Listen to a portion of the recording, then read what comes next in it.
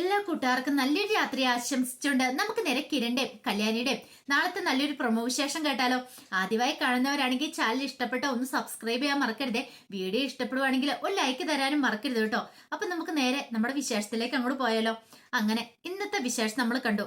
വിക്രം പുതിയ പ്ലാനുകൾ തയ്യാറാക്കുവാണ് സരയുമായിട്ട് ചേർന്ന്. പിന്നീട് പ്രകാശനോട് വന്നിട്ട് ആ കാര്യങ്ങളൊക്കെ പറയുന്നേ. കല്യാണിയെ കരയിക്കാൻ വേണ്ടിയിട്ട് സരയും കൂടി ചേർന്നിട്ടുണ്ടെന്നുള്ള കാര്യം ഇത് കേട്ടതും പ്രകാശന്റെ കണ്ണുകളൊന്നും തുടങ്ങി. പെട്ടെന്ന് പറഞ്ഞു, എടാ മോനെ, അങ്ങനെയാണെങ്കിൽ അവളെ എത്രയും പെട്ടെന്ന് നമുക്ക് താർക്കണം.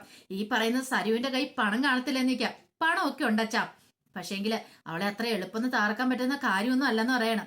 അത് കേട്ട പ്രകാശം പറഞ്ഞു, എന്ത് ചെയ്യണമെന്ന് നീ അങ്ങോട്ട് തീരുമാനിച്ചാൽ മതി. എന്തിനു വേദനും കട്ട സപ്പോർട്ടുമായിട്ട് ദേ നിന്റെ ഈ അച്ഛനും കാണും. ഇത്രയും നാളത്തെ ചതി അതെനിക്ക് ഒരിക്കലും പൊറുക്കാൻ പറ്റുന്ന കാര്യമല്ല. ആ കാർത്തികയും ലക്ഷ്മിയും കൂടെ ചേർന്നിട്ട് അവരോടൊപ്പം ചേർന്ന് കല്യാണിയും കിരണും കൂടെ അത് നമുക്ക് പൊറുക്കാൻ പറ്റുന്ന കാര്യമാണെന്ന് ചോദിക്കാം. ഇതെല്ലാം കേട്ട് കഴിഞ്ഞപ്പോഴത്തേനും ഭാനുമതിയും പറഞ്ഞു, ഒരു കാര്യം ഞാൻ പറഞ്ഞേക്കാം. പണ്ടത്തെ കല്യാണി അല്ല ഇപ്പം. അവൾക്ക് പണവും പ്രതാപവും ഒക്കെ ഉണ്ട്. അവള് വിളിച്ച വിളിപ്പുറത്ത് ആൾ വരും. അതുകൊണ്ട് അവളെ തകർക്കാനായിട്ട് നോക്കുന്നതിന് പകരം നിങ്ങൾ ഇനിയെങ്കിലും നന്നായിട്ട് ജീവിക്കാൻ നോക്ക്. അവളുടെ പുറകെ നടന്നിട്ടുണ്ടെങ്കിൽ നിങ്ങൾക്കത് കഷ്ടകാലമായിരിക്കും എന്ന് പറയാം. ഇത് കേട്ട വിക്രം പറഞ്ഞു, അങ്ങനെ തോറ്റു പിന്മാറാനൊന്നും ഞാൻ തയ്യാറല്ല അമ്മൂമ്മേ. ഈ വിക്രം ആരാന്ന് ശരിക്കും അറിയത്തില്ല. പ്രകാശം പറഞ്ഞു, അതാടാ മോനെ, ഒരു കാരണവശാലും തോറ്റു പിന്മാറില്ല. ഇനിയിപ്പം നമുക്ക് എന്താ നോക്കാനുള്ളതെന്ന് ചോദിക്കുക. ഭാനുമതിയും പറഞ്ഞു, ദേ ഒരു കാര്യം പറയാം. ഹോസ്പിറ്റലിൽ ബില്ലടയ്ക്കണം, കുറെ പൈസ വേണം. ഇനിയിപ്പൊ ആരോട് ചെന്ന് ചോദിക്കുമെന്ന് അറിയത്തില്ല. അതിനേക്കാൾ ഉപരി ആ രാജപ്പന്റെ പൈസ കൊടുക്കണം. അയാൾ ശല്യം ചെയ്തുകൊണ്ട് പുറകെ വരിക. പ്രകാശം നിനക്കറിയാലോ. പ്രകാശം പറഞ്ഞു, ഇവിടെ കിടന്നോണ്ട് എനിക്ക് ഒന്നും ചെയ്യാൻ പറ്റില്ലമ്മേ. ഞാനിവിടെ നിന്ന് ഇറങ്ങിക്കോട്ടെ. എനിക്കറിയാം ഒന്നും പറ്റില്ലെങ്കിൽ ഞാൻ ഒക്കത്തിനും പോയി വെട്ടിക്കൊല്ലത്തോളൂ. ഈ പ്രകാശനാരാന്ന് അറിയാൻ പോകുന്നുള്ളൂ. എന്നിട്ട് ഞാൻ ജയിലിൽ പോയി കിടന്നാലും കുഴപ്പമില്ലെന്ന് പറയാം. പെട്ടെന്ന് വിക്രം പറഞ്ഞു, അതിന്റെ കാര്യമൊന്നുമില്ല അച്ഛാ. എങ്ങനെ ഇത് കൈകാര്യം ചെയ്യണമെന്ന് എനിക്കറിയാന്ന് പറയാം. ഞാൻ തന്നെ ഇത് ഡീൽ ചെയ്തോളാം എന്നൊക്കെ പറയാണ്. പിന്നീട് സരയു വീട്ടിലേക്ക് ചെല്ലുക. സരയു വീട്ടിലേക്ക് ചെന്ന് കഴിഞ്ഞപ്പോഴത്തേനും ഷാരി ഇങ്ങനെ കാത്തിരിക്കുന്നുണ്ടായിരുന്നു. ഈ ഇടയായിട്ട് സരയോട് നല്ല മാറ്റമുണ്ട്. അവൾ എങ്ങോട്ടൊക്കെ പോകും. കൊച്ചിനെ പോലും അങ്ങനെ മൈൻഡ് ചെയ്യാറില്ല. പോട്ടെ ഏതെങ്കിലും ഒരു സമയത്തായിരിക്കും കയറി വരുന്നത്. ചോദിച്ചിട്ടുണ്ടെങ്കിൽ തറുതല വർത്താനം മാത്രമേ പറയുള്ളൂ. പിന്നീട് സരയോ അങ്ങോട്ട് വന്നു കഴിഞ്ഞപ്പോഴത്തേന് ഷാരി വെച്ചു, മോളിത് എവിടെ പോയതാരും ചോദിക്കാം. അതെന്തിനാ നിങ്ങൾ അറിയണേ? എന്താ മോളെ നീ ഇങ്ങനെയൊക്കെ സംസാരിക്കുന്നേ? ഞാൻ നിന്റെ അമ്മയല്ലേന്ന് ചോദിക്കാം. അമ്മയാണ് പോലും. എനിക്ക് നിന്റെ കാര്യത്തിൽ നല്ല പേടിയുണ്ട്. അല്ലെങ്കിൽ തന്നെ നീ എന്തൊക്കെയാ കാണിച്ചു കൂട്ടുന്നേ? നല്ല ബോധമുണ്ടോ നിനക്ക്? നീ ഒരു പെണ്ണാണ്. നിന്റെ ഭാവി ഓർത്തിട്ട് നല്ലൊരു ടെൻഷനാന്ന് പറയാം. എന്റെ ഭാവി അത് നിങ്ങൾ നോക്കേണ്ട കാര്യമില്ലെന്ന് പറയും. പിന്നെ ആരുടെ ഭാവിയെ മോളെ നോക്കണ്ടേ?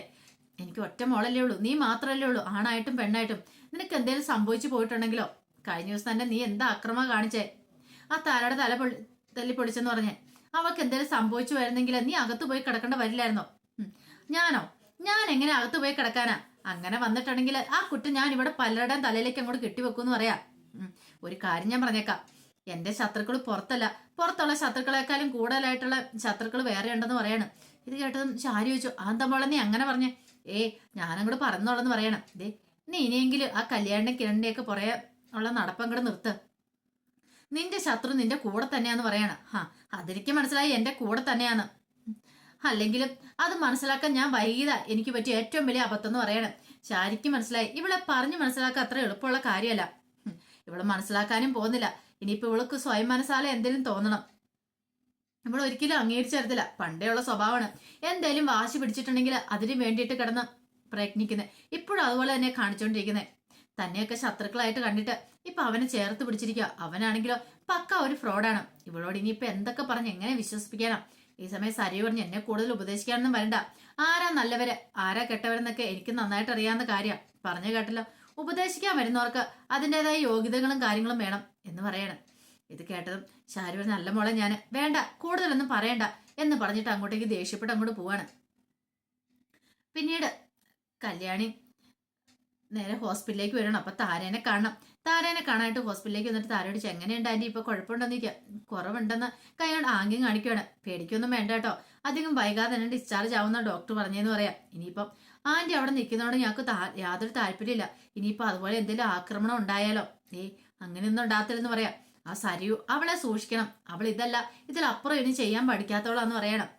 മോൾ അതൊന്നും ഓർത്ത് പേടിക്കണ്ട, എനിക്കൊന്നും സംഭവിക്കാനൊന്നും പോകുന്നില്ല എന്നൊക്കെ പറഞ്ഞിട്ട് താര കല്യാണിനെ ആശ്വസിപ്പിക്കുന്നുണ്ട്. പിന്നീട് കല്യാണി അവിടെ നിന്ന് പുറത്തേക്ക് വരുമ്പോഴത്തേനും ഭാനുമതിയമ്മ അവിടെ നിൽക്കുന്നുണ്ടോ. കല്യാണം മൈൻഡ് ചെയ്യാതെ അങ്ങോട്ട് പോയി കഴിഞ്ഞപ്പോഴത്തേനും ഭാനുമതിയമ്മ പറഞ്ഞു, മോളെ ആ പ്രകാശിനെ ഒന്ന് കണ്ടുപോകാൻ പറയണം. ഇത് കേട്ട് കഴിഞ്ഞപ്പോഴത്തേനും കല്യാണം ഇങ്ങനെ രൂക്ഷമായിട്ട് നോക്കണം. എന്നിട്ട് പറഞ്ഞു, ഞാനാ അയാളെ കാണാനാ? അതിന്റെ കാര്യമൊന്നും ഇല്ലാന്ന് പറയണേ. എന്തിനാ ഞാൻ അയാളെ കാണുന്നേ? അയാൾ എന്റെ അച്ഛനല്ല. ഇത് കേട്ടത് ഭാനുമതിയും പറഞ്ഞു, എന്താ മോളെ നീ ഇങ്ങനെയൊക്കെ പറയണേ? നിനക്ക് ഇഷ്ടംപോലെ പൈസ ഉണ്ടെന്ന് കരുതി സ്വന്തം അച്ഛനെ ഇങ്ങനെ തള്ളിപ്പറഞ്ഞാൽ കൊള്ളാമെന്ന് ചോദിക്കാം. സ്വന്തം അച്ഛനെ തള്ളിപ്പറയാനോ? എന്തൊക്കെയാ കാണിച്ചു കൂട്ടിയതാ. ഇന്നലെ വരെ എന്നെ കിരണേട്ടനെ അമ്മേനെയൊക്കെ വെല്ലുവിളിച്ച് നടന്നല്ലേ, ഇപ്പോഴെന്ത് പറ്റി? എന്തൊക്കെയായിരുന്നു പ്രകടനങ്ങള്. കമ്പനി പിടിച്ചടക്കുന്നു, ഞങ്ങളെ അവിടെ നിന്ന് അടിച്ചു ഓടിക്കുന്നു എന്നൊക്കെ പറഞ്ഞിട്ടോ ഇപ്പൊ എങ്ങനെയുണ്ടെന്ന് ചോദിക്കണം.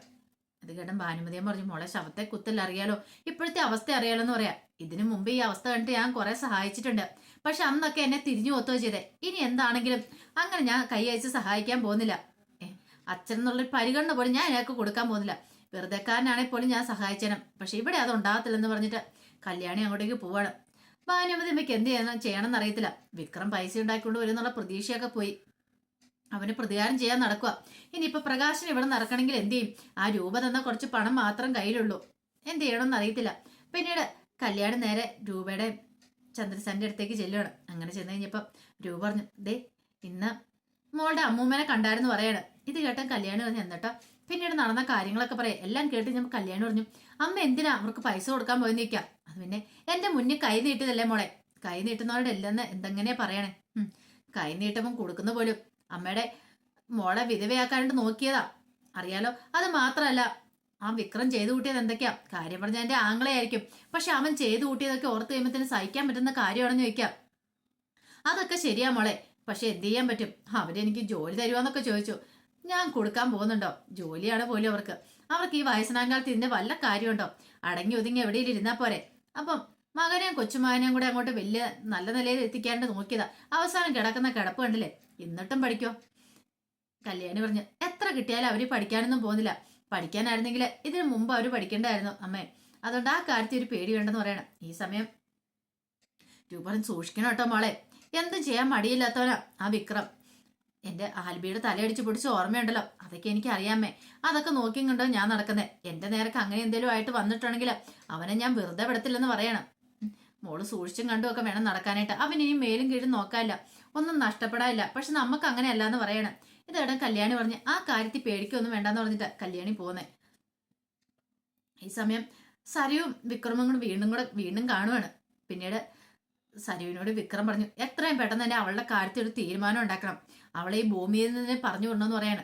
ഇത് കേട്ടതും പെട്ടെന്ന് തന്നെ സരു, അത് ശരിയാ, എത്രയും പെട്ടെന്ന് തന്നെ പറഞ്ഞു വിടണം. ഒരു നിമിഷം പോലും അവള് കാണല്ലേ. അവൾ ഈ ഭൂമിയിൽ ഇരുന്നിട്ടുണ്ടെങ്കിൽ നമുക്ക് രണ്ടുപേർക്കും ദോഷമാന്ന് പറയണം.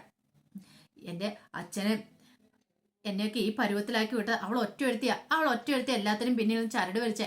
അങ്ങനെയുള്ള അവളെ ഞാൻ ജീവനോടെ വിട്ടിട്ട് കാര്യമില്ല. അവൾ എന്റെ ഏറ്റവും വലിയ ശത്രുവാ. രക്തബന്ധമോ അങ്ങനെ ഒരു ബന്ധവും ഞാൻ നോക്കുന്നില്ല.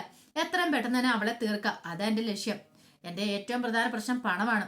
ഇത് കേട്ടപ്പോ സരി പറഞ്ഞു, പണത്തിന്റെ കാര്യം ഓർത്തിട്ട് വിക്രം പേടിക്കണ്ട. നമ്മുടെ രണ്ടുപേരുടെ പൊതുശത്രു അവളെ ഇല്ലാതാക്കാൻ വേണ്ടിട്ട് എത്ര പണം വാരി എറിയാനും എനിക്ക് ഒരുക്കുവാണ്. എനിക്ക് സമ്മതവുമാണ്. പക്ഷെ കാര്യം നടക്കണം. പിന്നെ കാര്യം നടന്നു കഴിഞ്ഞാൽ അറിയാലോ, ഒന്നിന്റെ പേരിൽ ഒരു പ്രശ്നങ്ങളൊന്നും ഉണ്ടാകാൻ പാടില്ല. ഇത് കേട്ടൻ വിക്രം പറഞ്ഞു, അങ്ങനെയൊന്നും ഉണ്ടാകത്തില്ല. അങ്ങനെയുള്ള ആൾക്കാരൊക്കെ എന്റെ കസ്റ്റഡിയിലുണ്ടെന്ന് പറയണം. അന്നാ കാര്യം നീക്കോളാൻ പറയണം. എന്ത് വേണമെന്ന് വിളിച്ചു പറഞ്ഞാൽ മതി. പണത്തിന് പണം ഞാൻ പറയുന്നിടത്തേക്ക് എത്തിച്ചേക്കാന്ന് പറഞ്ഞിട്ടാണ് സരയു പോകുന്നത്. വിക്രത്തിന് എന്തെന്നില്ല സന്തോഷം തോന്നി. ഈ കൃത്യസമയത്ത് തന്നെ സരയുവിന് വരാൻ തോന്നി നന്നായി. അല്ലെങ്കിൽ താൻ എന്ത് ചെയ്തേനും, താൻ ഒരുപക്ഷെ പെട്ടുപോയനും. ഇനി ഒരു നിമിഷം പോലും അവള് ജീവിച്ചിരിക്കില്ല. അങ്ങനെ ചില തീരുമാനങ്ങളൊക്കെ എടുക്കുവാണ് വിക്രം. അപ്പൊ അതിന്റെ വിശേഷങ്ങളൊക്കെയാ നാളെ നമ്മൾ കാണാൻ പോകുന്നത്. ആ വിശേഷങ്ങൾക്കായി നമുക്ക് എല്ലാവർക്കും കാത്തിരിക്കാട്ടോ. ഒരിക്കൽ കൂടി എല്ലാവർക്കും നല്ലൊരു രാത്രി ആശംസിച്ചുകൊണ്ട് നിർത്തുന്നു.